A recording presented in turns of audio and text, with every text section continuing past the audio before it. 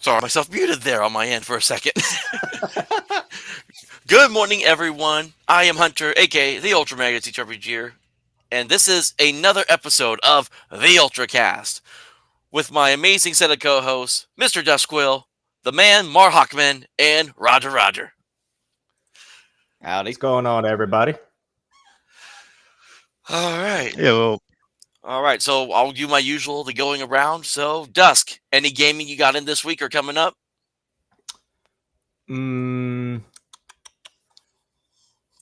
my sense of time is so absolutely murked. I can never recount when exactly we've done it. I just know that like every other Sunday, a group of friend of mine's, we do a D&D homebrew set in like a supernatural steampunk thing where we kind of operate more like SCP operatives. And last time we just went through like a month-long time skip because in real life we went out for like a month and we kind of like just started slowly getting back into the flow of things. Nice. So you said SCP. So are you doing like one of the SCP tabletop games, or did you like homebrew one using a different system? It's not really SCP. I just said that because it best describes what we're doing. We're field agents that go out and like investigate supernatural occurrences and try and solve the problem. That sort of Gotcha, thing. gotcha. Yep, and Yeah, it's I know. set in sort of like a generic fantasy world, but it's like steampunk Victorian in aesthetic. Gotcha. Interesting. All right, Mar Hockman, any gaming you got in this week? did two things. One, Wednesday did that Mythcraft game, which story's been getting very interesting in that one, and the whole like vampire hunting thing when you're not really traditional vampire hunters is a fun concept. Mm. Yeah, I ended up getting a Mythcraft the PDF when it was on sale drive through a while back, and I've heard interesting things about it. I haven't tried it out myself yet, so Mhm. I like the way that it does skills because of the fact that it doesn't have it's set up to be modular so that when you are having your character get set up, you choose like, okay, I want to add this to my character, I want to add that to my character, and then you're like, okay, now this is what the character is, and it's kind of like a soft character class system. I guess is this one way to put it. It's like your characters have abilities, but they're not really a proper character class in the traditional sense. Because like there are things that are on the surface look like character classes, but then you realize that you can actually have more than one of them. And what these things are is that they're traits that unlock the ability to buy other traits, not actually a character class in and of themselves. all right, yeah. So I definitely need to try to look into that at some point. Maybe try to run a game for myself. I know Mythcraft is a little bit more crunchy in comparison to a lot of games I like, but I'm one of those guys that I'll usually will try a game at least once, so I at least get a feel for it to see if like this is something I would like play like repeatedly or not. So I actually don't find it to be bad in that regard because of the fact that it most of the crunchy stuff is in figuring out how to do your character stats. Once you convert that into a character sheet, actually playing the character is more or less the same as you would in D&D. yeah. It's All right. just that how What you about get to that point is different. yeah? All right, Mr. Roger. What about you?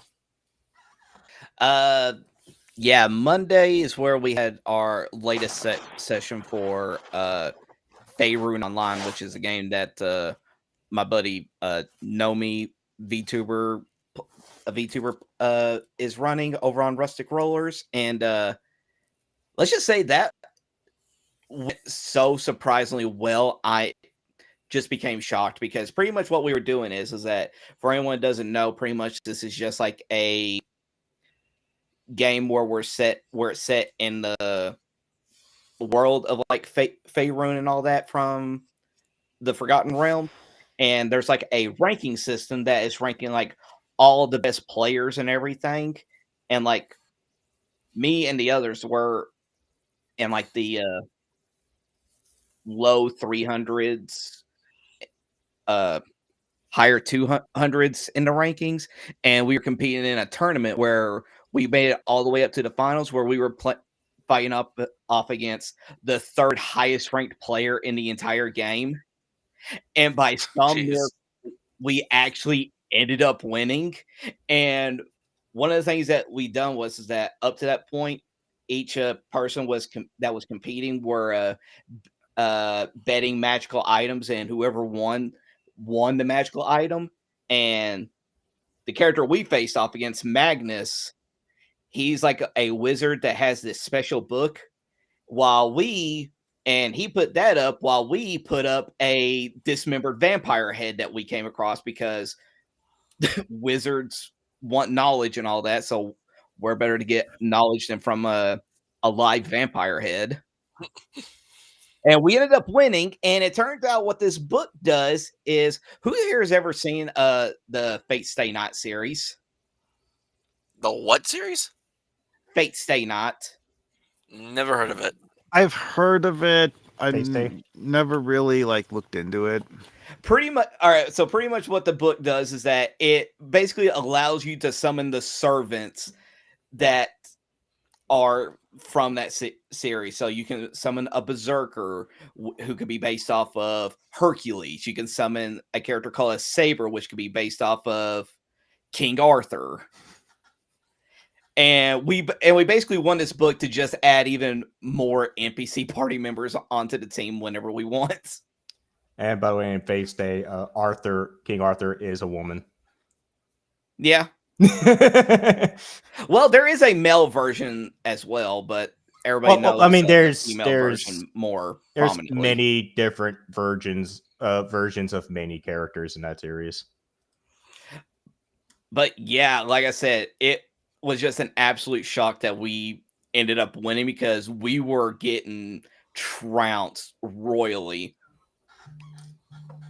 But by some miracle, one of the players ended up giving like this little inspirational speech and whatnot, saying like, "You may be stronger than us, but we will never stop fighting." And then I got revived after having my HP taken out, and then I just released Shatter on him, calling him a bitch boy. And does remind me, I do need to do a deep dive into Gilgamesh, because he is a fucking fascinating character in that series. He is. And yeah, I'll get into what we'll be doing when the show towards the end of the show. Yeah, and it's just going to kind of be an all over the place day for this episode, because basically, like the title says, I literally don't have any specific topics to bring up. Like, I was listening to my usual stuff, my stuff as usual. I've been following stuff on X, and it's just all rinse and repeat the same stuff. I mean, something new about the Epstein files came out, but a lot of us could just absolutely give a fuck less about it at this point. It's been ongoing for so long that it's just like, can we just stop the immigration and bring the grocery prices back down again? I would rather have that. Grocery prices, I'd rather us get back to having gas that's under $2. I'm glad. It's like, if it's under $2.50, I'm happy. And then honestly, I would be glad if we did do something about the Epstein files, but the thing is, there's so many powerful people on that list. It's not going to happen. You're just better off literally going wholesale freaking French Revolution to have something done about that than letting it take care of itself. Well, and the other I think that's actually what the other shoe is that, because like one thing a lot of people have pointed out is like, how did Epstein get to where he was? And one of the things that people have speculated is that multiple intelligence agencies were probably using him to get information on people and stuff like that. And so like the entire global intelligence community is probably involved with that somehow. And there is literally no one on Earth who is in a position of power who genuinely wants the entire can of worms to be opened. The only way that they'll actually quote unquote open it is if it's to benefit them. That's why you keep on seeing like this whole entire thing where like over on the left they're still trying to do the whole gotcha thing with Trump being good friends with them. But the problem is though is that if y'all had access to this stuff, why you all doing it now? Oh, is it because you literally don't have anything else that you can play and Well, that latest idiocy, the only reason they redacted the name of the victim was because of the fact they knew that if they didn't redact the name, people would immediately call them out on it for being a fraud. You do realize though that the victim's name they redacted was the I forget her last name, but I think it's Virginia is her name, and she had already been spoken out several times about Trump, basically saying Trump did nothing, never did anything to me. I never saw him do anything. So they redacted a name that was already publicly out there. Yeah, for no I know. reason. That's what I was getting at. Is that anyone who knows the name that they redacted is like, you guys are full of it. well, and that's the other problem is the fact that they can say all that stuff all they want, but they will just keep on running it, saying like, "Oh, Trump was on the files. This is the thing. We have to protect the identity of the victim and whatnot." Even though we talked about this stuff before. Like, well, one of the things that they are trying to avoid talking about is the fact that Epstein was going around pushing himself on a whole bunch of public figures. Like the reason for Epstein getting caught was that when he tried to push himself on Trump, Trump said no. So Trump actually, decided that like when it came time to prosecute Epstein, Trump actually talked when most of the others refused to talk. And that has a lot of questions about why did so many people refuse to talk? And that's where the whole like Epstein list comes in. It's like, who's on that? Why? How big of a can of worms is this in reality? I mean, it can go exceptionally deep, especially when you start thinking about the potential connections with Disney. Well, not just Disney, just with any person with a bunch of power, money, influence, and whatnot. Yeah. Like, for crying out loud, just look at everything whenever it comes to, like, certain people who I'm not saying are on the list, but have a high probability of being on the list of like former presidents, potential actors, music artists, one who's serving time right now, a former Secretary of State. Yes. Oh yeah, that's actually one of the things that people have pointed out that makes it even more interesting is that people are quick to point out that Bill was in some way involved with this. So was Hillary. Oh yeah. Mm-hmm. Yeah. Yep. I mean, I will take Trump grabbing someone by the pussy any day over any Democrat at this point.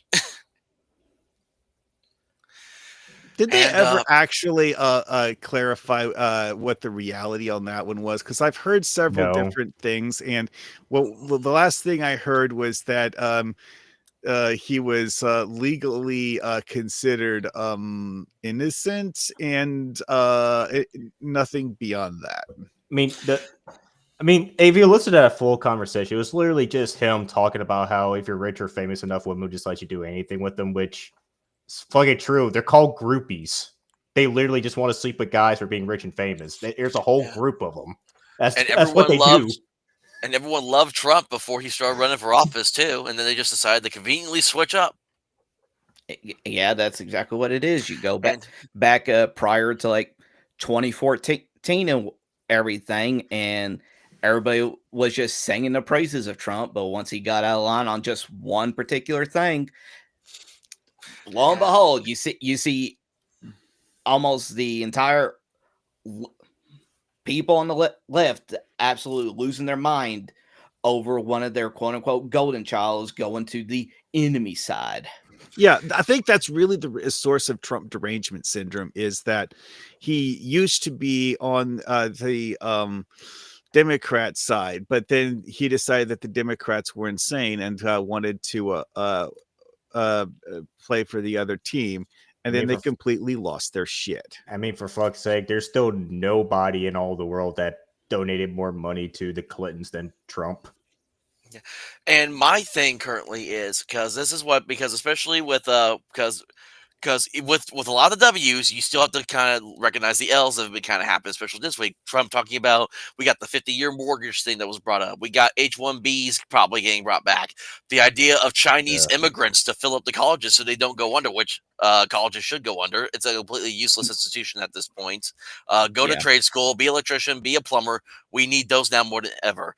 I remember growing up in high school, IT was all the rave, and then when you get out there in the field, all the IT jobs are taken. It's a constant fight to see if you can even get the job or not, because they're not that available as they tried to say they were.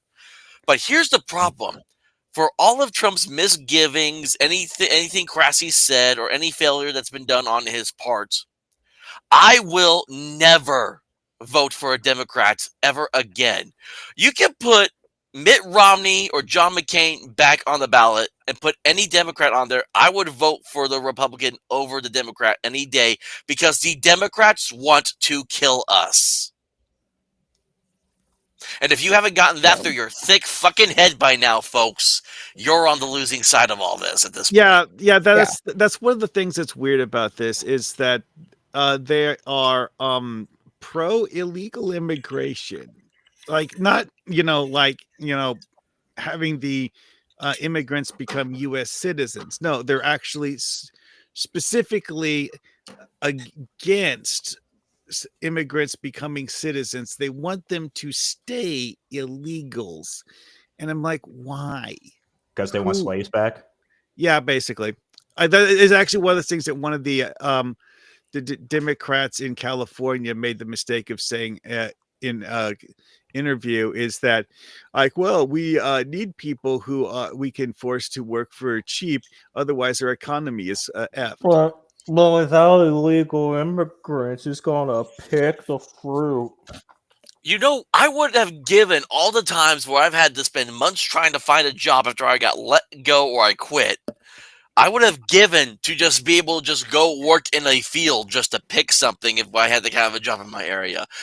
There are plenty of folks out there that would be more than happy to do that kind of a job if they paid right. And that's part of the issue. These companies, they want to pay you dirt cheap instead of for what is right. To be honest, minimum wage rules, yes, I understand why they exist, but in some cases, those jobs, if that's the wage that the job pays, then that's the wage that the job pays. Sucky or otherwise, okay, this is why it's considered a sucky job that no one wants, is because the pay is suck. I mean, personally, then, I already hated the government, but I especially hating the Democrats, because it's because of them constantly voting no on reopening the government. I'm actually stuck in active duty army for another couple months when I should have been out like a couple weeks ago. Yeah.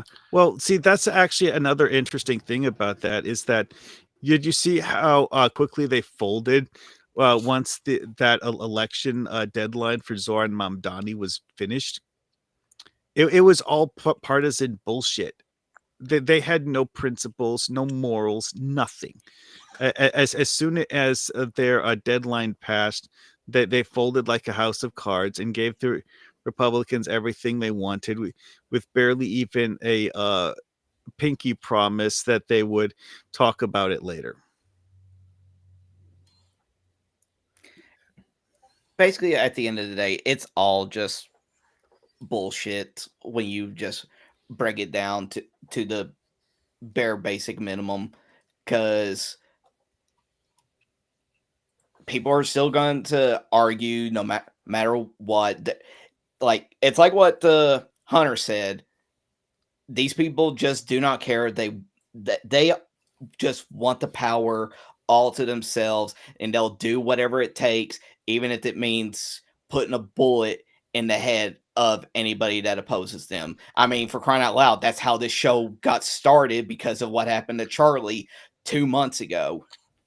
Oh, and the latest thing with the Zoran Mamdani nonsense, he actually came out in an interview and admitted that many of his campaign promises were bald-faced lies. And the governor of New York is like, some of those things that he was promising, he has to go through me to get those. And I think they're stupid. And no. Yeah.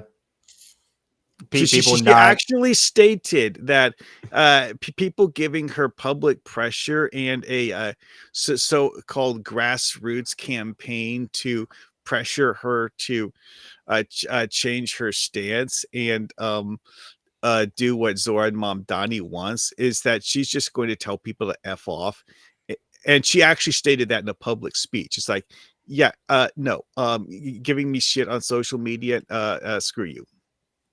Not in those ways, but something to that effect. People not really understanding like what are the responsibilities of the different levels and titles of governance and what there was actually within and without their power.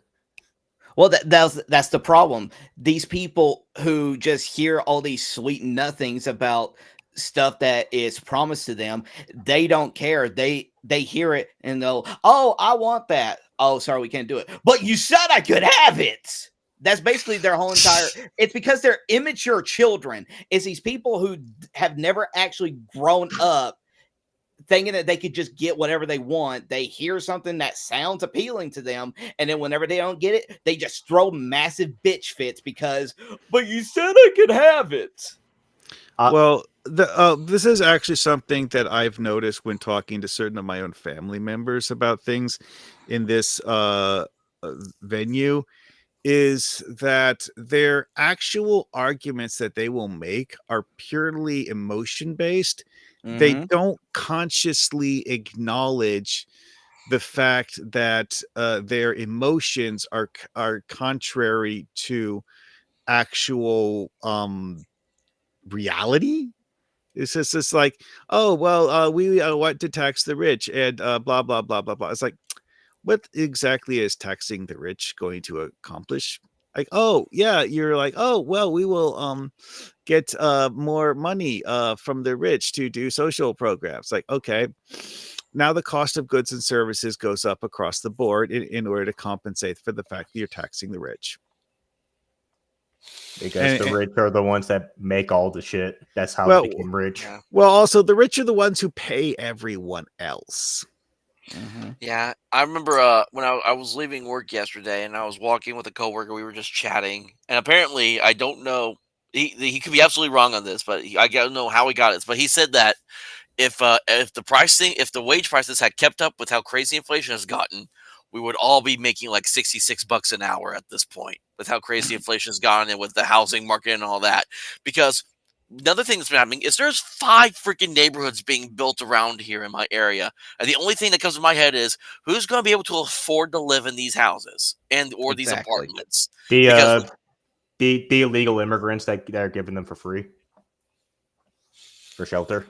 And then you give them the free. They're just going to fall apart. They won't take care of them. They'll basically become slums. Yeah, that's the plan. Oh man! Basically, they're doing like a take of what is going on over in China, because who's seen that thing where Hassan is vacationing over in China? He's just talking about how great it is, how great everything over in China is. Everything that people have said is not true. It's like, you are talking about the big cities like Shanghai and all that. Going to the to the slums and all that and just see all the stuff that people have been saying about China, it's 100% true, but you won't do it because they have the same mentality of like this social hierarchy where there's like these tier cities. I just love him trying to interview Chinese citizens over there, and they have no idea who he is, but they'll say that Asmongold's based as fuck. Yeah. Well, did you see that thing where the Chinese CCP police were questioning Hassan about the memes on his phone? Mm-hmm.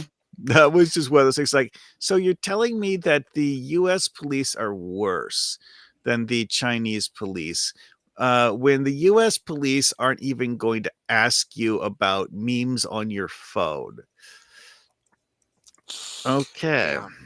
And this is why I keep saying the Revolutionary War should never have ended. We should have gone to the UK, burnt down Buckingham Palace, and turned the UK into a democracy and removed the monarchy. Because look at how the UK is now. Well, actually, the monarchy really doesn't have any power. This is the result of their democracy. Yeah, tomato. It's one of the reasons why I'm starting. This one of the reasons why I used to be pretty pro democracy and anti monarchy, but at this point, I'm really starting to say that democracy was a mistake. Well, see, the one thing people keep forgetting is that populist democracy was never a thing until the U.S. did it. And even then, we're not still technically a democracy, but yeah, we're supposed to be a constitutional republic, is what we're supposed to be. I mean, we're a constitutional republic that has popular votes on some things. And it's like the actual Greek democracy was one where only people who were essentially the rich and powerful actually voted. Okay, not necessarily rich, but at least landowners. People who weren't, commoners. I say we need to have nationwide IQ checks, and if you don't get above a certain point, you're not allowed to vote. Well, I guess I'm out of the running then, probably. I mean, bad enough I'm autistic. Honestly, I just think at this point, the only time I can actually tolerate a democracy of some flavor to still exist is if it's just full-on Starship Trooper democracy. Yeah, like I may not have a high IQ, but I got some fucking common sense at least. Like it's gotta be at the point now where the only way democracy can actually work as a system, if it's only people that have skin in the game actually get the ability to make decisions. That's the whole thing with the Greek system, is that commoners didn't get a vote because the commoners were basically just doing whatever the people whose land they lived on told them to do in the first place. So I guess what we were saying is repeal the 19th then? Well, see, the funny thing with the U.S. system is the fact that because of the fact that the common man, most of them actually just vote for whatever the a political party tells them to vote for, are functionally have no voice because they're not making a decision. They're not choosing to do things. They're just obeying the party line. Like, I vote blue no matter who. And as realizing they made a slave of themselves. Yeah, that famous saying from the BioShock games: "A man chooses, a slave obeys." And these guys just obey the party leadership because. Mm-hmm. Yeah, I'm down for a Rapture BioShock type like setting at this point, where it's like let's just let everyone be able to do what they want and let's watch it all burn at this point, and we'll see what happens. We definitely do live in a time where the vast majority of people live in abject slave mentality, and they believe that just doing one more favor for their benevolent masters will grant them freedom. Yeah, they went from protesting for no kings to feed me, daddy, government. Yep, that's how it always is that's the thing. They talk about no kings when it's the person that's in office that they don't like. I still love how that chapter in England and in Canada changed the name from No Kings to No Tyrants because they didn't want to offend both countries because both countries are subject to the Crown of England. Yep. and then you realize just how much that really means because of the fact that why did the US break away from England? Because they were trying to tell everyone what to do, and they're like, no, we wanted to do our own thing. Well, no, it's because the fact that the King of England was acting like a tyrant back in those times, and Well, that too.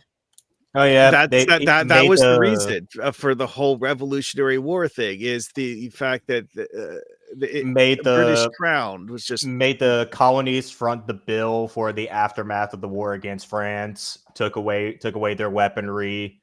Did not allow them to have any of their issues come up in Parliament. Then commandeered quite a few of their houses to house colonial soldiers. It was just a lot of problems. I mean, shoot, we even had a whole entire video game that went over the whole entire thing where we got to see the creation of America fighting against the British military back then. It was called Assassin's Creed 3. Yeah, and then my favorite part about that game was Assassin's Creed 3 was all right, but the moment was like a DLC came out that made George Washington want to become King of America, I immediately dropped. That's what should have happened, though. I was all for King Washington. That's what should have happened. The King Washington thing was a fun idea as an alternate history thing where you know beyond a shadow of a doubt that it's not real. Because, let's face it, the Assassin's Creed games have been infamous for having a, shall we say, loose grasp on history, regardless of whether they pretend to not have a loose grasp on history. Yeah, because they did the Black Samurai, such a historical figure. Yeah. Well, see, that was a later incident because the fact that the original ones were not that degenerate. Well, yeah, the Yasuke one was absolutely flagrant because, well, they still want to keep on doing that despite the fact, come to find out that the guy who wrote the whole thing about Yasuke also was his own source about Yasuke. Yeah. He was revealed as a fraud before they hired him on as a consultant. Yeah. And didn't they have a 2-hour credit scene? Yeah. After it was over, something that's like complete bullshit. Where it's like, I remember Stuttering Craig posting up the entire credits for that, and it was like over 2 hours long, which is absolutely asinine. And this is why AAA games have billions of dollars of investment, but with shit quality. Yep. Mm-hmm. And then they spend how many billions of dollars into the development of it as well? I can look that up real quick. Oh boy. Yeah. Because it's incredibly non-serious the way that they're doing this. It's like they're just pouring money into it and hoping to get a return at this point. And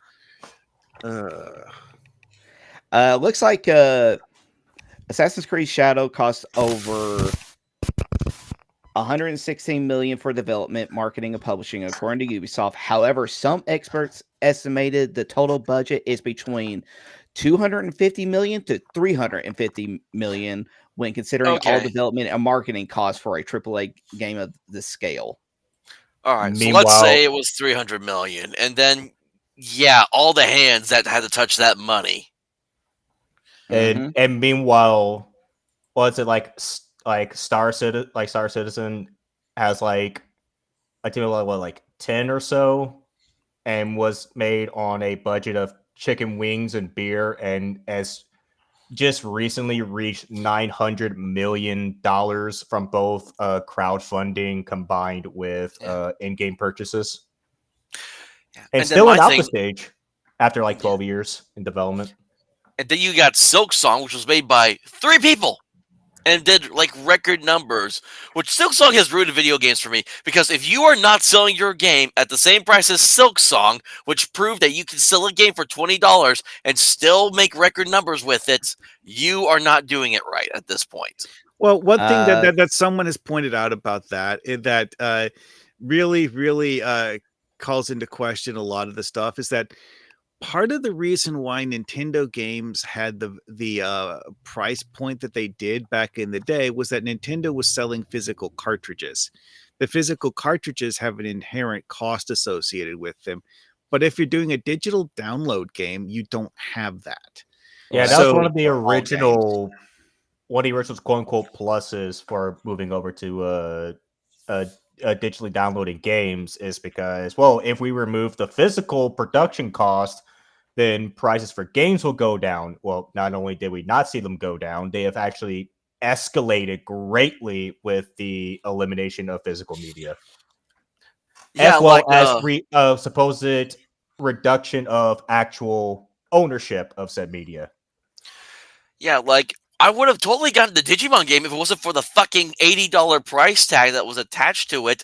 Now, given, here's the thing: they had not made a Digimon game in I think almost a decade, and then they dropped this one, and it becomes an instant hit almost overnight.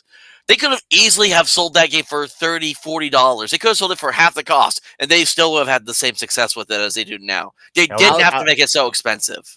I'll tell you exactly the reasoning why it's selling as well as what it did, as what it has done since it came out. It's the fact that it came out around the same time as the Pokemon Legends ZA game, where you saw people, both Digimon hardcore fans like me and all that, new fans like our buddy Dash Attack, who just got into it. And then you have like the old Pokemon fans who were getting sick and tired of just being spoon fed the same entire thing that Pokemon's been given to them, even though it is the highest grossing media franchise on the face of the planet. Yet all their games look like they are almost 20 years old. It looks to be on the same scale as old GameCube games, and that's a slap in the face against GameCube games. While you see the new Digimon game and everything, and it's actually given the things that people actually want whenever it comes to this particular kind of genre, which is the monster catching genre. Yeah, that's a big thing that I've been having discussions with people about, is that this new ZA game, when you compare it with Pokemon Coliseum, God. it's like, wait a second, it's like, which we're comparing a 20-year-old game with a new game in earnest, and the 20-year-old game is in many ways better. Yes, exactly. What are we doing? Yeah, it's like I just got a freaking notification on my phone because another thing I was going to bring up, kind of going to TTRPG topics a little bit, is the constant infighting that's been happening, like the Grognard OSR side on X, which I'm assuming that it doesn't show up on your end at all, Roger, but because of the circles I run in, it's all I've been seeing for like the last couple weeks now. And the problem with me is I'm very much a stand my own ground guy. I don't lean one side or the other. I do my own thing. I form my own opinions. I don't just believe someone just because they say it is. And so I got people that I'm friends with on all sides of this that constantly attack each other. But then I have the few people that have done wrong to me, and so I call them out on it. And of course, and half the time, some of those people I call out on are also friends of the other people I'm friends with. So it causes this whole huge divide thing half the time. And I ended up calling someone. I called someone a cunt on a comment because they were trying to say I was having a meltdown. When it's like, no, they tried to say that me calling someone out was attacking them. Which, one, if you think that me calling someone out for their bullshit is attacking you, grow a fucking spine. First off, and this is also another issue I have, because we're going to be talking about censorship here in a second. Where Elon, you said this was supposed to be a free speech platform. I should not be having limited visibility on a post I made just because I called someone a cunt. In fact, I think people should be as racist as they want on X. I'm okay. If you want to call someone any sort of racial slur, go ahead and have at it. That is free speech. And it is my free speech to not give a crap about your racist opinions if you want to do that. Well, However, that gets on with what I personally consider to be the worst form of racism in modern society, is only calling out racism when it's against the people you support. It's that's become incredibly common in modern society and is incredibly degenerate. Like, oh yes, we want freedom and equality for everyone, but only people who have dark skin are allowed to be offended when someone uses racial slurs. It's why I never really put any stock in the I guess call it the liberal smackback when it comes to that. If I remember, well, when it was a huge thing and still kind of is in memes, the empathy heat map for conservatives versus liberals. If I remember that. Yeah, because it's like a lot of people that masquerade, like a lot of the Christians, quote unquote, on X are just like masked, or are liberals underneath a mask for the most of the time. Well, I was saying, when it comes to that heat map, the whole deal is that, you know, the closer to the center of the thing is you only have empathy for a closer circle of individuals like family, friends, so on and so forth. Meanwhile, the further away you are, you have empathy for things like people you don't even know about, and supposedly it's supposed to state that the further out you are in the heat map, every single ring below the ring you identify with encompasses all the other rings below it. Like if 10 is like having empathy for a stranger you never even seen or heard of before, you can empathize with everything that falls underneath it. And I'm saying, like, sure, but how much practical is that empathy? Because obviously not everyone has infinite emotion. At some point you will burn yourself up or not be able to focus your emotion on a certain topic or individual. And we see a case like this where liberals will care about racism if it inconveniences like black people, Indians, Hispanics, whatever. But as soon as it inconveniences a white person or with some of them inconveniences a Jew, oh, they'll fucking celebrate. They love that shit. Yeah, it's one of those things that it tells you that their empathy is a lie, and that it's not the actual reason they're doing this. They're just using the empathy as an excuse. Oh, that's what I said. Social media and the internet is just a bunch of sociopaths lying about their sociopathy and signaling to other sociopaths so they can each like elevate each other into popularity. Yeah, It's all just a sociopathic support network. Yeah, the biggest issue I have with this infighting that's been happening with my side of the hobby right now, basically, and I just call it my side because it's just basically I say that to refer to the majority of people that I agree with on a lot of things. It's like if we disagree on one thing, it's like the freaking not that, I don't want to say that reference, that would be horrible. I was about to say something I was probably going to regret. Oh. It's like the freaking end of the world, basically. If I disagree with someone on one thing, and like it's just like, okay, guys, there's bigger things to fight about in this hobby than about if we agree on on one thing or not. Like freaking like I have go ahead. I'll let you talk. It's like, can we all just stay focused on taking down Hasbro and Wizards of the Coast? Yeah, like I Games talked Workshop and Games Workshop too. Yeah, like I'm like Miguel and Sylvia of the Red Room. We don't agree. I don't agree with them on everything. They don't agree with me on everything. But we're like good friends and we get along just fine. And like I remember having a conversation with them one time on their server talking about like, because I was talking about like I just like to talk about what I like to talk about. I don't follow trends or anything. And they said like, well, yeah, that we like that you do that, but just know you're not going to be successful because you're not following what everyone else is doing.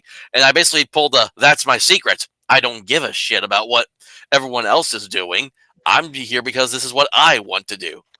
Well, see, that's actually the a dark secret that a lot of this social media posturing has, is that the posturing relies on you caring about the posturing to have any teeth. If people are like, haha, you're irrelevant, the people who are doing all of this arrogant posturing have nothing. Yeah, like I'm not trying to posture or anything because that's one thing that people always talk to me about, like who I am in real life versus who I am like when I'm on my show or whatever. Like I'm no different, no matter what form you consume me in. If you guys ever met me in real life, this is going to be who I am right now on this stream is going to be the exact same person and the exact same words coming out of my mouth that you will hear if we ever met in person one day. Fair enough. It's And just that's one crazy. thing that I like about you, Hunter, is the fact that you stick to what it is that you stay. Is like you're just being you, and yet for whatever reason that seems to be a problem when it comes to people, no matter what side you're on, is the fact that how dare you be an ant, follow the colony, do everything that we do. This goes back to that Yeah. thing I was saying earlier about partisan politics, where it's like someone installs themselves as a party leader, and now everyone else in the party has to do what they say. And it's like, how about I don't, and I just do my own thing and ignore your party. Well, it's also this whole like social media engineering by fucking sociopaths is how Comicsgate actually wound up dying. So I don't think anyone here actually paid attention to Comicsgate. I was in it, but I don't think anyone paid attention to it when it came, when it was. a I thing didn't with pay the effect. attention to it voluntarily. It's one of those things where they decided they wanted to shove it in everyone's faces. And, it's like, okay, you shoved it into my face. Now I hate your guts. Now what are you going to do? Well, the thing is, Comicsgate originally was non-leadered at all, like a Gamergate was. It was just indies just making their own comic book projects because they were just fucking sick and tired of corporate comics. And then came along Ethan fucking EVS Van Scryer. He decided to become Caesar of Comicsgate, and that just imploded everything. Yeah, pretty much. Yeah, it's just it's like I just want to like again. I keep bringing this up. If it was not for the crap that we are dealing with as a hobby right now, the person who I am right now and the person I am today would not be necessarily needed to have a voice on the platform. If it wasn't for what happened about 2 months ago now, this show would not exist right now. The whole reason the Ultracast came to be is because they killed the one guy who was willing to sit down and have a conversation with the other side. It is these wild things that keep on happening that people like me and people like us start to speak up more and get louder. It's the whole reason why, say what you want about Nick Fuentes, he is now spearheading this new conservative movement that has came out of this disaster of the Charlie Kirk assassination. And whether that's good or bad, I guess we'll end up having to wait and see. Yeah, well, whether it's good or bad, it's out of my hands. Whether I choose to accept it or condemn it, I have no control over it. I keep forgetting how that serenity prayer is. Give me the courage to change the things I can, the wisdom to accept the things I can't change, or was it? No. Oh, freaking! I Give forget me how the it goes. Give me the courage to change the things that I can, the serenity to accept the things I cannot, and the wisdom to the difference. Yeah. Yeah, and then like Spartan just posted this the Kirk assassination was the whole reason Crowder decided to go back and start doing the Change My Mind series. With the exception that he has bulletproof glass now across his stand, and he has to wear a bulletproof vest because you don't know if that person sitting down is going to just pull a gun at you now. Mm-hmm. The thing is, I don't want to sound like every other person's like, oh, I didn't agree with everything that he says. Like, I mean, yeah, I didn't agree with everything Charlie Kirk says. Probably some things that he said that I've never heard of, and for the most part, I don't like the guy that much. And I don't even care about the things Charlie Kirk have said in the past. It's just the thought, the idea, the now present reality that we're currently living in is that a man who wanted dialogue's blood was shed in the field of debate. That is the most like if there's anything you should take out of it, just take away like all individuals out of the equation. That is the most harrowing and frightening thing of that event. A man was killed in the field of words. Yeah, like that is huge. Yeah, the idea is, this is the thing that I've always kind of had my ground on, is we don't have to agree on everything, but we have to at least fucking get along at some point, one way or another. And this was kind of the thing that is like when the thing I've had with the Wigan Conservative when we do our Witch and the Paladin show every now and then was like we're both have the same ideologies politically, but I'm Christian and she's basically pagan Wiccan. But the idea was, can we work together to make sure we're not burning our country completely to ashes and trying to rebuild once again? Which the more the days pass, the more I think we're kind of getting towards that. But there's a difference between not agreeing with someone and then cheering for their death. Like when Biden passes away, I'm not going to be out here saying like I'm super glad that the worst president in the world is dead. I'm going to say he was the worst president we've had, but I pray for his family that they find some solace in all this. That's the thing, though, is that those people will just automatically assume that we will do that when somebody on their side passes away. It's that they're always projecting onto people because of their whole entire mentality of it. That's why they lack empathy. They want to exactly. They want to lecture everyone about having empathy, but in reality, the only position they can understand is their own. Exactly.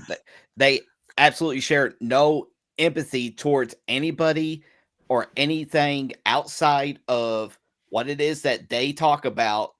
That's why they get so mad whenever we end up doing the opposite of what they would expect us to do. It's why they were so mad over Charlie, because he would always like come back at them with like facts and everything instead of just doing what they do. And it's just trying to yell over top of them because in their mind, oh, if I'm yelling the loudest, that means I'm right.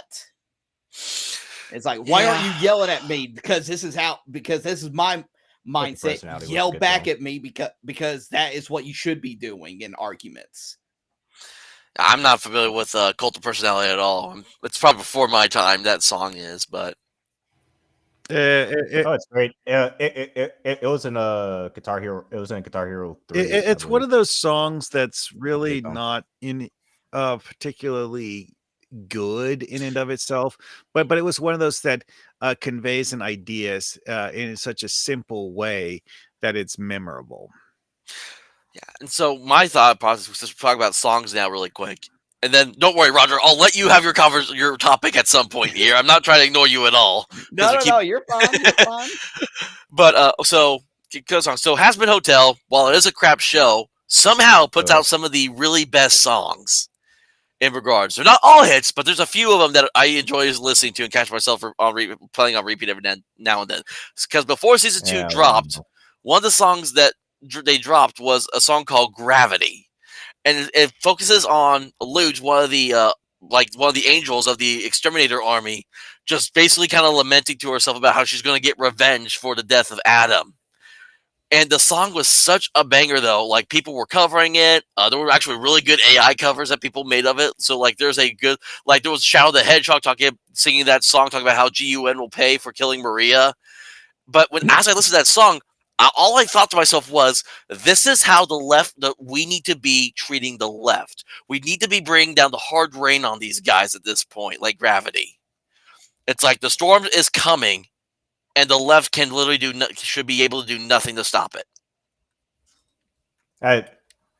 I just think that like we've already gone past the point of talking. You really cannot talk or reason or get along with people that just want to kill you. There's no middle ground there. There's no room for negotiation with that. There's no talking out of that. They just want to kill you. The middle ground is stained with blood.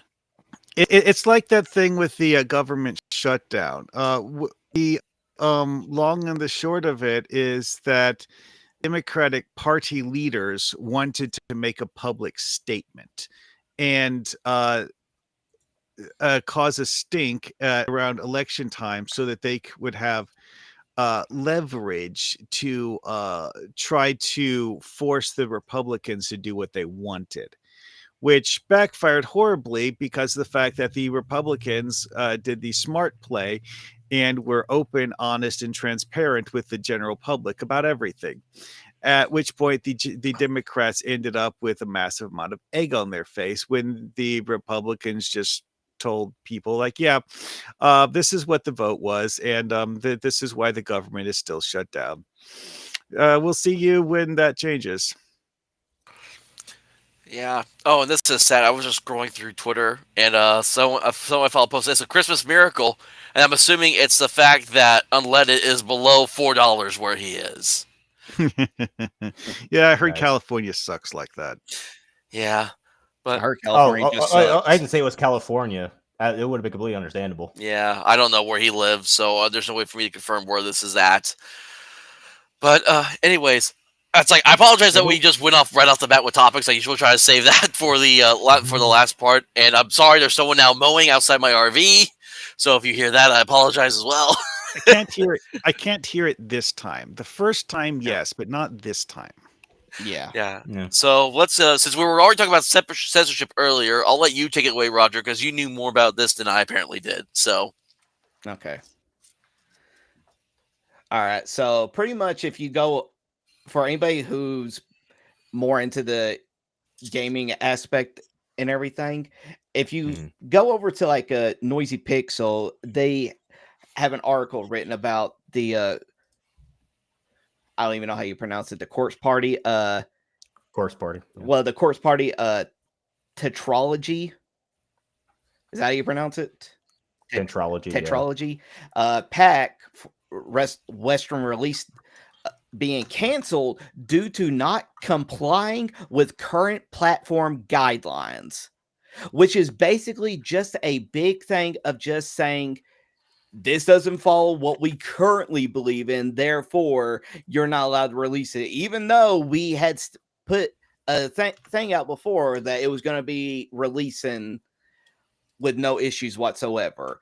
And it's just a whole, and as far as I'm aware, this is supposed to be for the Switch 2.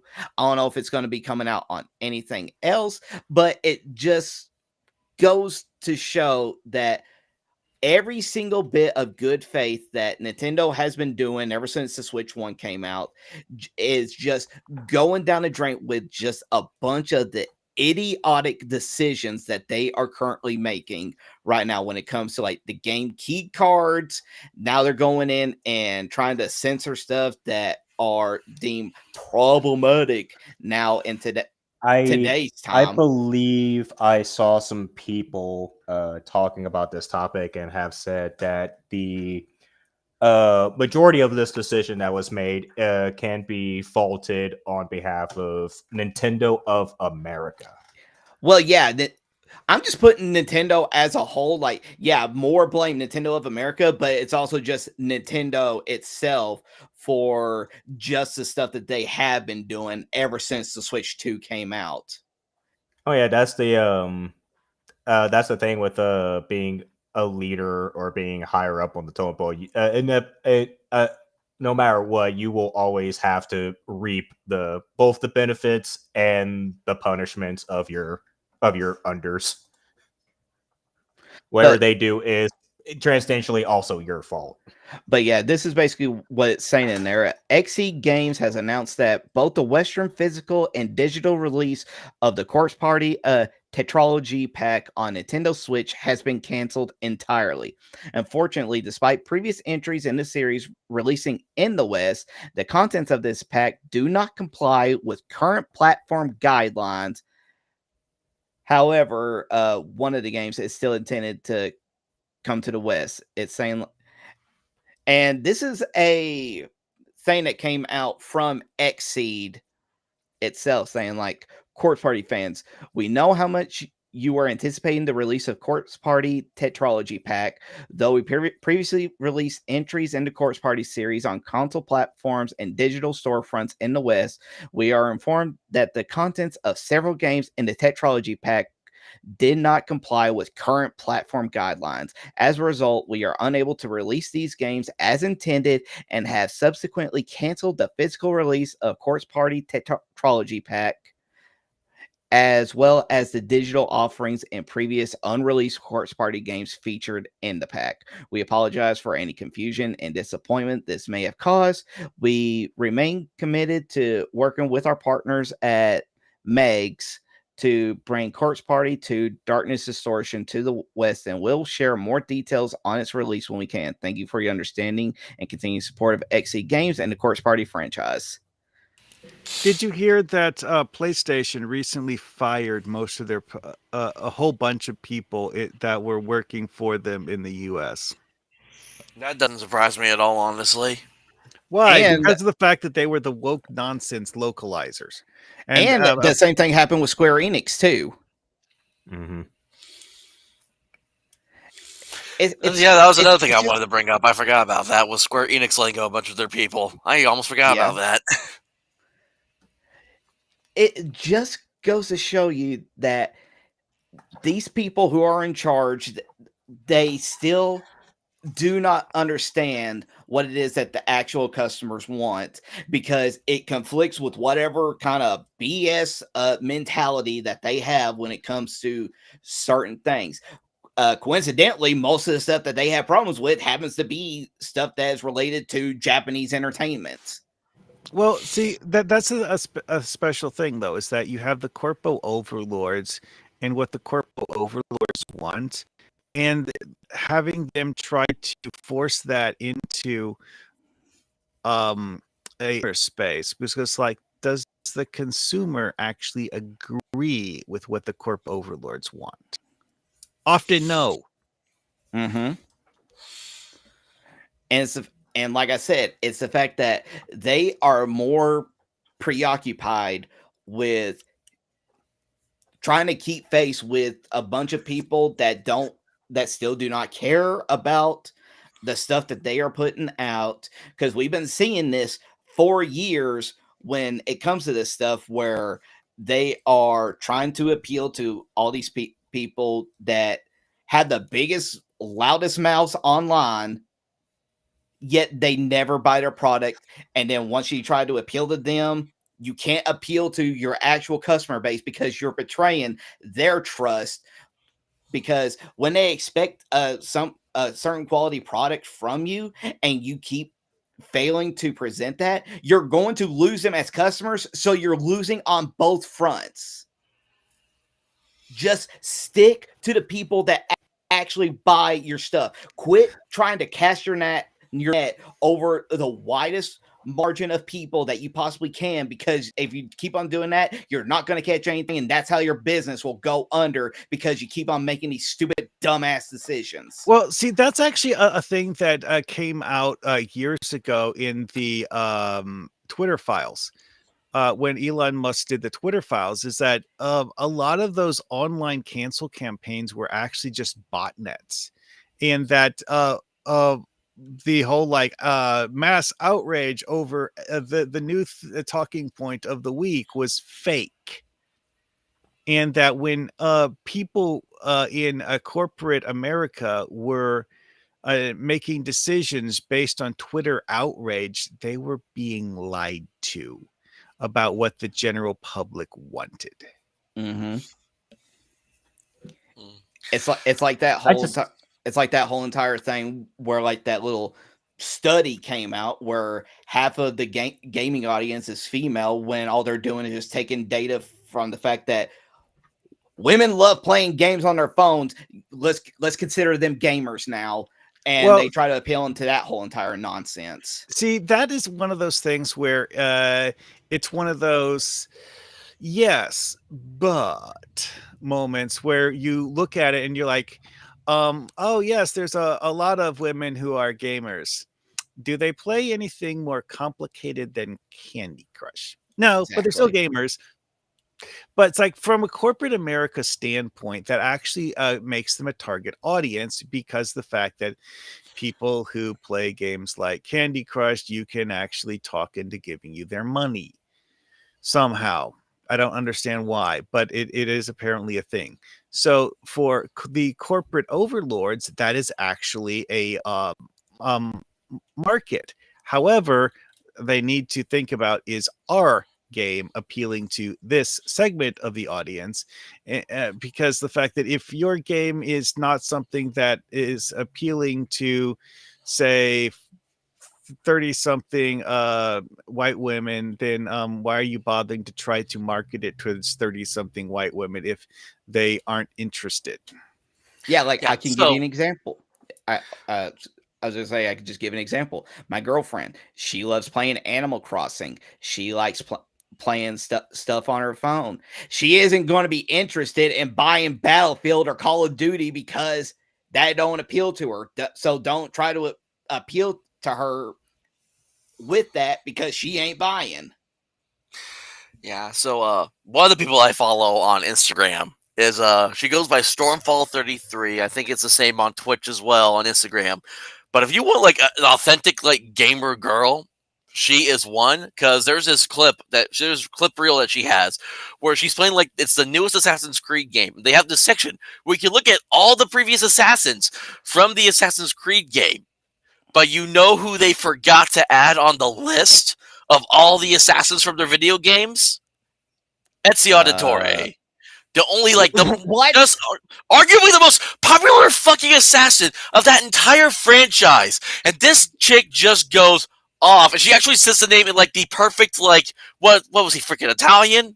The Italian accent? Yeah. And I'm just like I was just living for this girl like every time I see her clips. Yeah, Ezio Auditore da Firenze.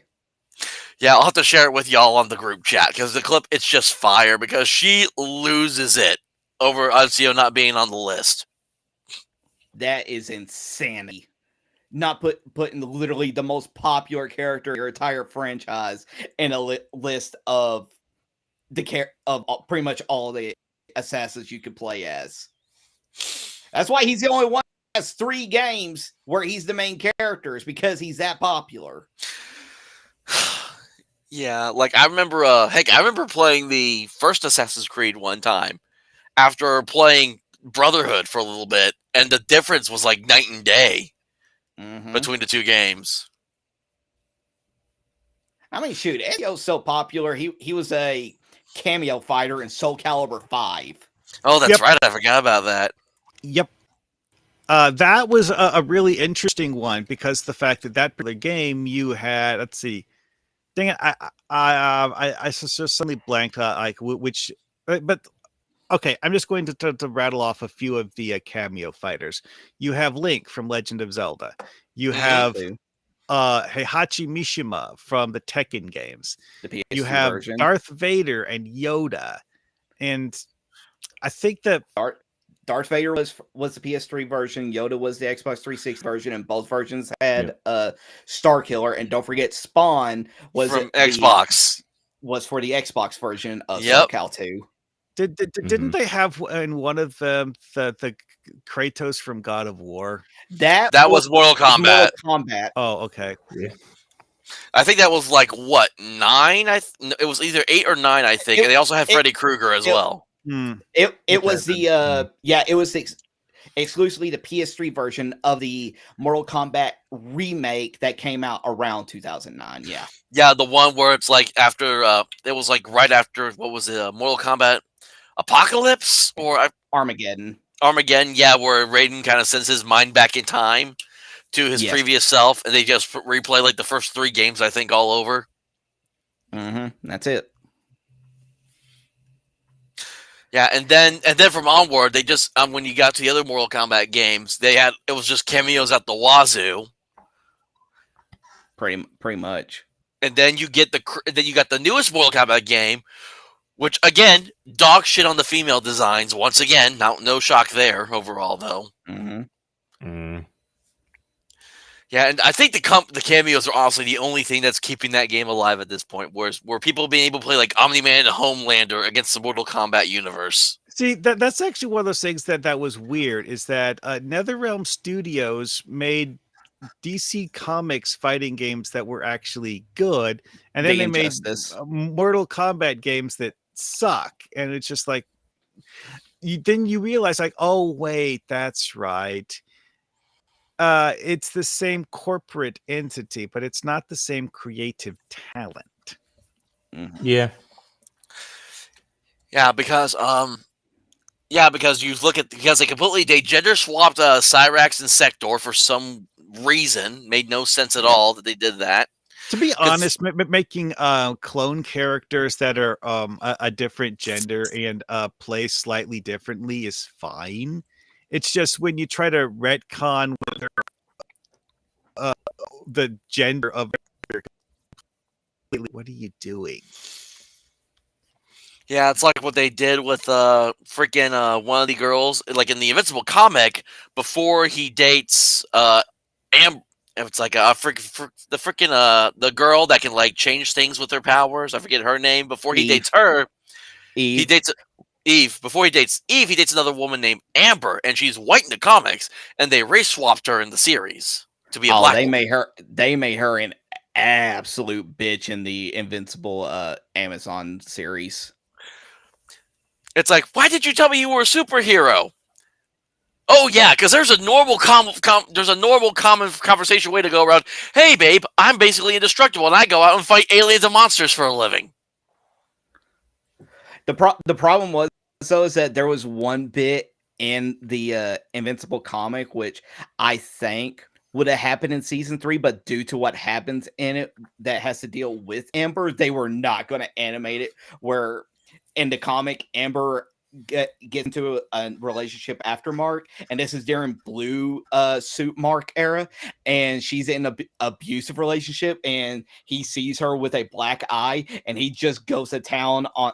Well, it doesn't go to town, but he like threatens the new boyfriend that like hanging him off of like a very tall building, threatened that if he ever laid another hand on her, he wouldn't take to drop him.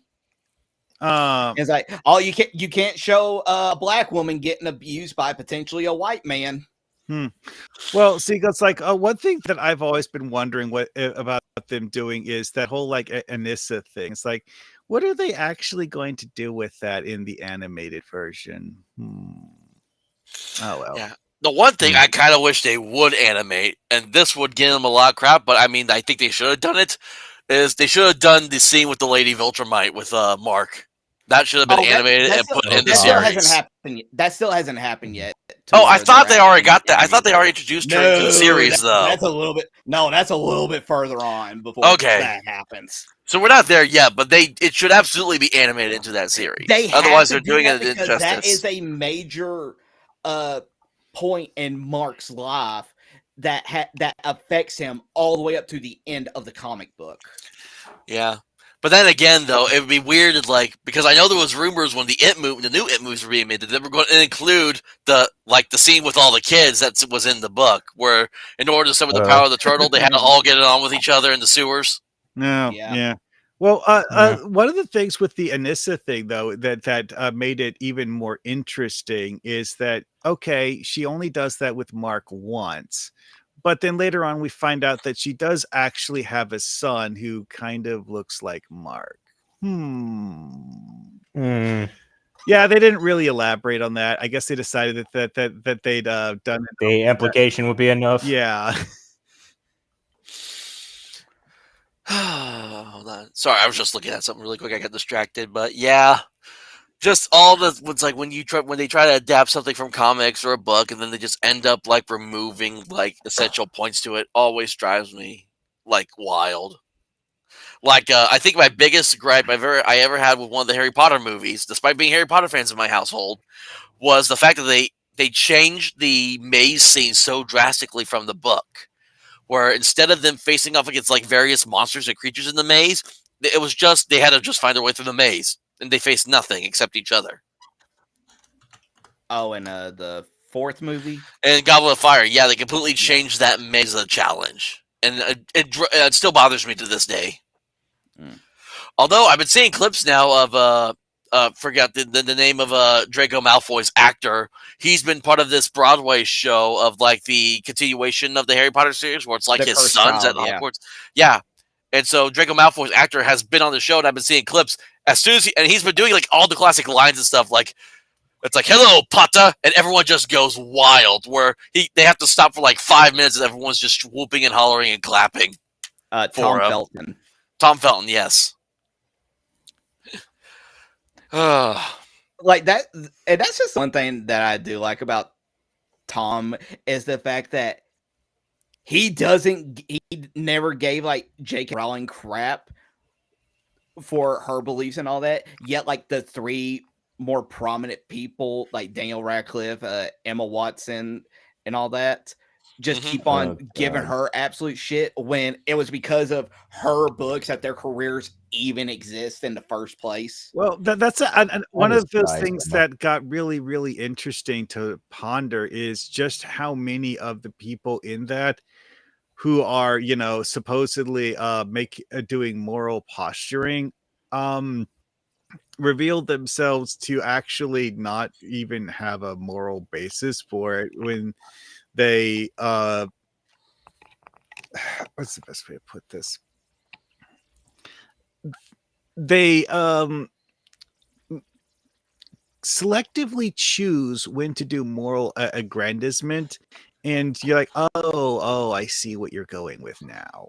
No. I mean, I remember when it was big on Twitter when Emma Watson was doing that whole he for she bullshit. Oh yeah, but she basically became like really like feministic and all that crap. That was like really, and went absolutely nowhere. yeah. And became big once for like a couple of months and then just faded into obscurity. Oh, here we go. I just found this over on X from Harry Potter News. Tom Felton has expressed support for J.K. Rowling again, saying he is not really attuned to the controversy over Rowling's gender critical views.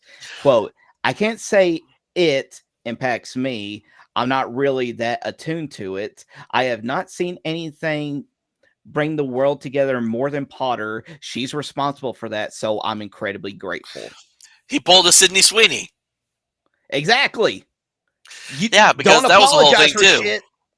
Yeah, don't apologize for any of this shit.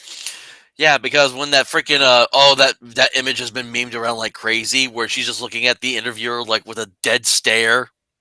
Mm-hmm. So someone called it the Homelander gaze, and I can see a similar. Yeah, I see it now too. I see it now that you say that.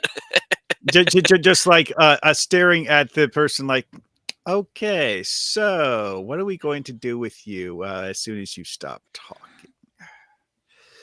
Oh boy. Yeah, like freaking trying to get her to be like, don't you think that ad was a little weird? And she basically said what everyone else has been saying about celebrities. If people want to hear my opinion, they'll hear it. Yeah, and it's also like one of those things where she also basically told the interviewer that if she had something she wanted to say about that, she didn't need the interviewer's permission to say it.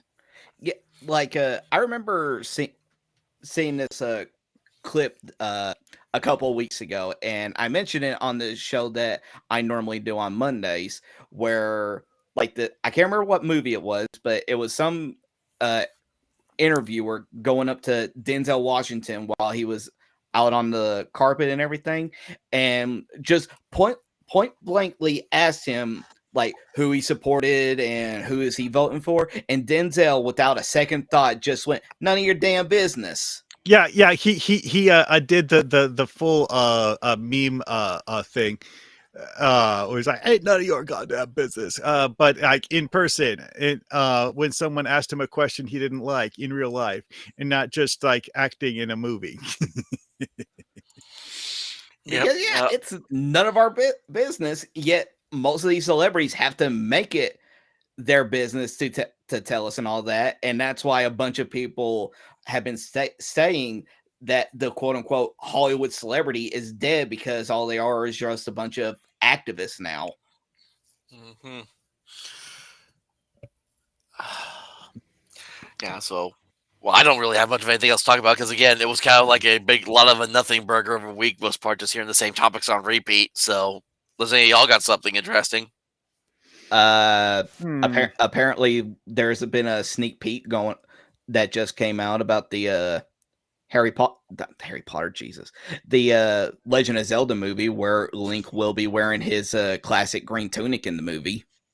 I mean, I guess that'll be interesting. It's like I'm not like the biggest like I like Legend of Zelda. I'm just not really a fan of the video games. Oh yeah, that reminds me. I heard a rumor that maybe possibly Brie Larson might end up playing dang it, the space princess in the Mario game. It's not a rumor. Whenever they had their little Nintendo Direct last Wednesday, they showed off the trailer and showed off some clips, and Brie Larson is playing Rosalina. Well, I'd rather her yeah. voice a character than have her actually act because she can't act for shit. But maybe maybe her being a voice actor will kind of diminish that. I don't know. I'm not getting my hopes up. The clip that they actually did show of her performing, it's only like 15 seconds long, but just from that little clip, she does a pretty good job at it. Actually, I am more upset. I was just gonna say I'm more upset that we're getting Princess Rosalina first instead of our tomboy Princess Daisy, because Luigi needs his mama too. Damn it! Well, I mean, there's not sure no way why to know Princess when Peach already acted like Princess Daisy. That is actually real. a good point. Is that she did kind of come across as a fusion of the two characters in some ways. But what I was going to say though is that one thing that people forget about actors is that a good director will take a mediocre actor and make them look good. Whereas a bad director will take a good actor and make them look like an idiot by not actually directing them. Because like, you know, it's like you want the scene to carry a certain emotional weight. Well, you have to tell the actor what emotional weight to inject into the scene. If you don't properly convey that, then the end result will look like garbage because the actor's just doing whatever the heck happened to randomly pop into their head instead of what the script calls for them. Or you get an even worse actor like Rachel Zegler, and you completely ruin a movie with it. Every time I hear any topics about with movies when it comes to directing versus acting, I always think back to Hayden Christensen as Anakin Skywalker, and anytime he's not having to say dialogue, he's just there trying to set the emotional scene of the moment. It's just fucking perfection. Yeah, I thought Hayden Christensen was good as Anakin Skywalker. Didn't he do the voice for him in like a couple things too? Mm-hmm. Yeah, I think so. Because I don't know, like, did he voice his character in the Clone Wars series, or was that someone else? I think that was somebody else because I don't think anybody came back and voiced him in the Clone Wars series, let alone like that movie, which was the one that started it. Yeah, no, the Clone Wars cartoon series. I didn't know if he like came back for that or not because it's like even if they didn't get the actors for that series, the people they got to voice them still did a good job of like making it still seem like was the actors actually voicing those characters in the series. Oh yeah, nobody who voiced it, who played them in the live action movies didn't play them in the actual series. He played Anakin in the series a couple of times. He didn't do it the whole time, but he did show up a few times. Wasn't he? Didn't they bring him back for the Ahsoka series? Was that him? They did. Yeah, that's what I'm thinking about. That's what I was thinking about. As well as in Obi-Wan. Yeah, that's what I was gonna say. As well as an Obi-Wan. Yeah. That fight scene between Obi-Wan and Darth Vader though in that series though I think was like the only good thing I think I actually liked about the Obi-Wan series that I saw was after he takes off the mask and he's like that he is my friend is truly dead after all that. I think that was the only good scene from that series. You know, this reminds me of another thing, and never mind. It just I had something way to say, and then while I was going to say it, I forgot what it was. Gah. Yeah, it happens to all of us. Yeah, and then since we're on topic of video games, because the Dispatch game released the final episodes of its first season this week, and that has been popping up all over my newsfeed like crazy, and it's got my attention too because it looks like a really good game. And it's basically you're playing as like you're playing as like part of a superhero dispatch agency, and you're sending the superheroes out on different assignments and missions. And it actually has an intriguing story that kind of co-aligns with the gameplay. It's very much a successor to like the Telltale style of gaming. Where it's, Wasn't the people that worked on it old people who worked in Telltale when it was open? I do not know I do not know actually about that or not. I have no way to confirm that, so I would was not be surprised. I was wondering if any inspiration because I saw like the dialogue scenes. They remind me so much of Telltale games, and that immediately turned off any interest I had. Yeah, I had no issue with the Telltale games. I thought for the time that they were made, it was really good. Like I was really a big fan of Telltale's Batman game. It was one of my favorites. Well, it's one of those things where it's like the studio as a corporate entity continued to exist, while the people who made it popular left.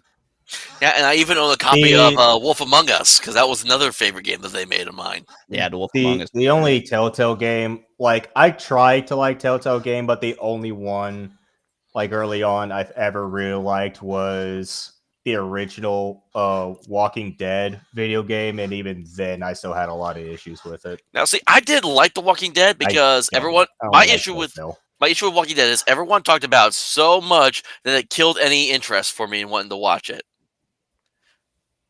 That was my issue I have. That's why I never got into The Walking Dead. That's fair. And it was kind of the same with Game of Thrones too. Breaking Bad, not so much because it was talked about a lot, but not to the point where it's like I felt like it was overdone. Like I still want to see Breaking Bad. Like with the video game, I did like it a lot. I liked Lee. I liked Clementine. Like they had a great story there, but it still just comes down to what my major issue with Telltale games is that they always go on about how your choices matter, but they really don't. Yeah, they really don't. See, this is actually they go out of their way to make your choices not matter so much. They actually do some very stupid decisions. Well, this is one of those things where I'm trying to remember what's in Jesse Heinig. Was if I remember correctly, he was one of the people who was part of the creative team in the original Fallout 1 and Fallout 2 games.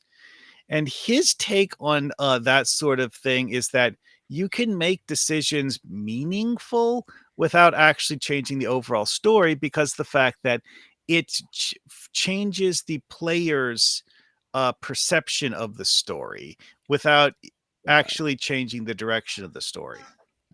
Blackout Studio / original team of Obsidian. Those are guys that can actually make great stories where your choices actually do fucking matter. Also, it's like the original. They're the ones that they're the ones that like originally popularized the like they created it, popularized it, and the only ones that can actually do it any justice, where you can actually talk the villains of the games into just offing themselves. I remember being able to do that in the very first Mass Effect when it came to the final boss in the first one. Yeah, against Saren, where you can go past like a whole entire boss fight and go to like the actual final boss fight against him. Well, that reminds me of something, is that Fallout New Vegas, most of the people who made that, key people who were on the team making that were actually refugees from the Fallout 1 and 2 team who had to get a new job after Bethesda bought the IP and basically took over the whole thing. Actually, a great deal of the founders of Obsidian were former Blackout Studio employees. Oh, yeah. But now none of them are present in modern day Obsidian, so why their games are fucking shit. Yeah, it's actually one of those things that's interesting, is because like my appreciation of Jesse Heinig's work comes from the fact that he was one of the leads in Star Trek Online, and that's actually one thing I noticed from playing Star Trek Online, is that the old missions in the game, which a lot of them have been revamped and so on and so forth, so that they're not really the same anymore, actually had branching objectives where there's like more than one way to get things done, and you didn't necessarily have a hard linear story path. Well, since we're on the topic of like old hat names in gaming, actually, I am actually kind of hyped a little, guys. I found out a couple years ago it was revealed that Amy Hennig is actually in charge of a new Star Wars game. I'm interested in that one. So, Wait, Amy? I love Amy. Amy or Jesse? Huh. Amy Hennig. Okay. So I'll bring this up because I just came across this, and then we'll probably call it a day. But from Pirate Nation on X, Sony cracks down on Concord custom servers, issues DMCA takedowns on gameplay videos. So first off, the fact that there's people that made custom servers to still be able to play Concord, despite the massive flop that it was, is astounding. That there's apparently people out there that still play the game. They are so ashamed of how badly received that game was. They are actively trying to kill it so people forget about it. That's hilarious. I think it's worse than that. I think it's actually worse than that, because my perception of Concord as an intellectual property is that the developers of it's not so much that they're ashamed of their work. They're ashamed of the fact that the public didn't like it. And they want to try to create the perception that the public disgust at it was fake news. And so they're doing that by trying to make it so that no one in the public can actually see what they did. Yeah, and this is something that's been talked about on and off, is people wanting servers for games that require them, that have been long since like either untouched or unpatched up like that. And even though killing games, and even though Concord is like a very horrible game, it's like if people want to play it, that's fine. They shouldn't be punished. They should the people that do enjoy Concord for what it is, the crap that it is, should not be punished for the company's failures to make it a good game for everyone else. I mean, that's like if you spent money to have the game, you have a right as a customer to play the game whenever you want. Now, it doesn't have to be, now the devs have to hemorrhage money keeping an official server. Like, no, that's not the case. It's just there needs to be a playable state of the game at all times. That's why these always online games are so absolutely ridiculous to me. Like when it comes to like some stuff like MMOs and everything, yeah, it's understandable why that would be online. But when it comes to like single player games where you are required to be online in order to play it, Diablo 3, Diablo 4. My bad.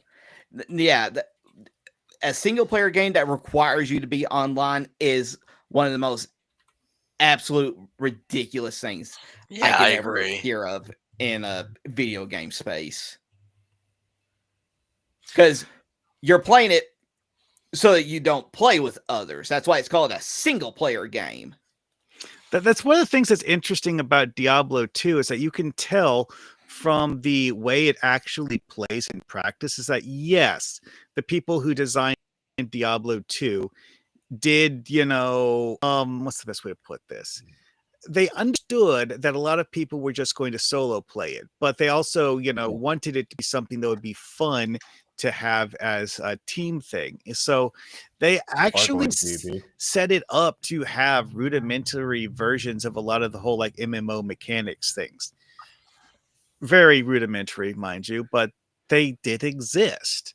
Like, you have characters that can actually heal other characters, and you have characters that are just ridiculously tough, but don't have ranged combat abilities and that sort of thing. Buffer, paladin or buffers were a thing too. Oh, well, yes, like Diablo 2, the build variety in that game is insane compared to Diablo 4. I tried out Diablo 4 in their free preview events, and I found it highly disappointing because yes, there is build variety, but the way they set up these skill trees in Diablo 4, they're while there you do have choices to make, the choices have less depth to them. And this is why, still this day, I still play Skyrim. I still play Bioshock games. I still play the Max Payne trilogy, which is like one of the, like, really, for what the time it was made, it's like one of the best video game trilogies I think I've ever played. Why I still play Call of Duty World at War, which is better than the World War II crap game that they made, because that was the original World War II game they made, and is 100 times better. It's also the first one that we got the zombies on. These were mostly single player games that the people at the time, when they actually cared about making good games, poured their heart and work into, and it comes out beautifully on the TV screen. I still would not call Skyrim a good game, though. That does remind me, I do need to get. Well, back you can be into wrong, Skyrim. Dustquill, and we all still love you regardless. No, See, here's the thing. I'm not wrong in any stretch of the imagination. I would say that Skyrim is a good game engine that was incomplete as a game when released because of the fact that the corporate overlords are like, okay, you guys have to stop doing game development at some point and actually publish the game. It's like, well, folks, looks like I gotta find new co-host. Say goodbye now. I'm just kidding. It's like they can all, everyone in this panel can disagree with me on everything, and I would still appreciate having these guys around. Look, man, if you want Skyrim but good, play Tainted Grail. I need to get back into it. Well, I mean, give me the money I can to actually afford the Xbox One, or I think I would rather have that new Steam Deck. I've been hearing about it. Not the Steam Deck, but what's that freaking the name of that? The new, it's like a PC Steam build that they're making. It's like a cube that I've been hearing about. It's like the Steam machine, but everybody's just calling it the Gabe Cube. The Gabe Cube. Yep. Yeah. Give me that so I can play my Steam library of the games I have on there. Yeah. Well, that's actually one of the things that's interesting about Skyrim, though, is that Skyrim is actually a game that would have benefited from ongoing development. Is because they basically just like, okay, we are working at adding things to the game. We are working. I was like, okay, publish the game now, and we're done. And because that's actually one of the things that with cut content in Skyrim is that a lot of them were unfinished because of the fact that the people working on them just ran out of time before release date, and the corporate overlords are like, nope, we're done now. Go, we're reassigning everyone to the next project. Yeah, I mean, I still love it to this day. Like, no matter how many times I restart a new playthrough, it never gets old to me. I love it. But also that's part of the reason why some of the mods focus on revamping cut content is because a lot of that cut content is actually just in the game files somewhere, because the developers who were working on it didn't actually remove it, because in some cases they're not really certain which assets are actually solely attached to their story and which were also shared with some other developer. So they would be risking breaking the game to purge their own story from the game. Yeah. Well, I think with that, I think we can call it a day here. So thank you again, everyone, for joining us for another episode of the UltraCast. We just got to kind of just shoot the shit today and just talk about whatever we felt like it. So this was fun. Maybe we'll do this again if on another like a slow news week or something. So, Dustquill, where can everyone find you at?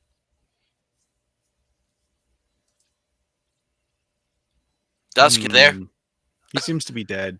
Throughout the whole thing, my audio, my receiving audio has just been flipping the hell out. Oh, so jeez. I did not hear. I think you said at all. Oh, where can everyone find you at? You can find me on X with at Dustquill_team. Is that it? Yeah. Oh, I thought there was other stuff you shared before, but that's okay. Okay, Marhawkman, where can everyone find you at?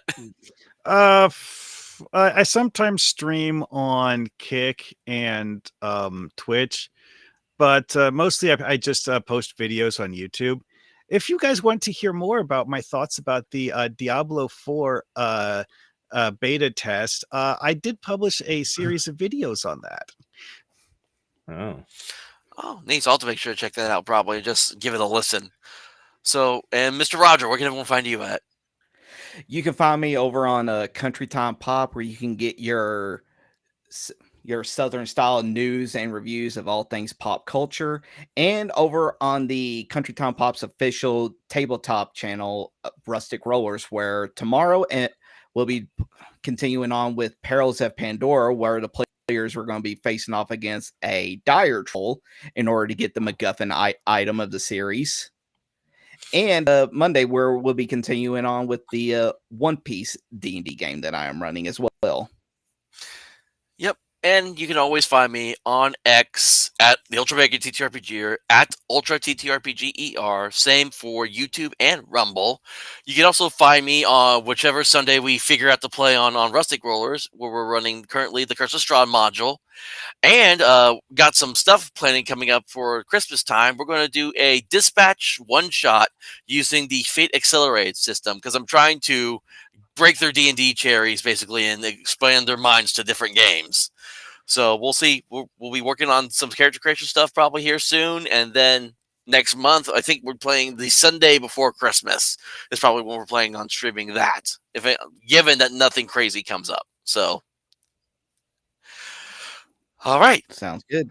Well, thank you once again, everyone, for joining us on another episode of the UltraCast. Have a good weekend, roll some dice, and stay safe. Take care, everyone. You all have a good one.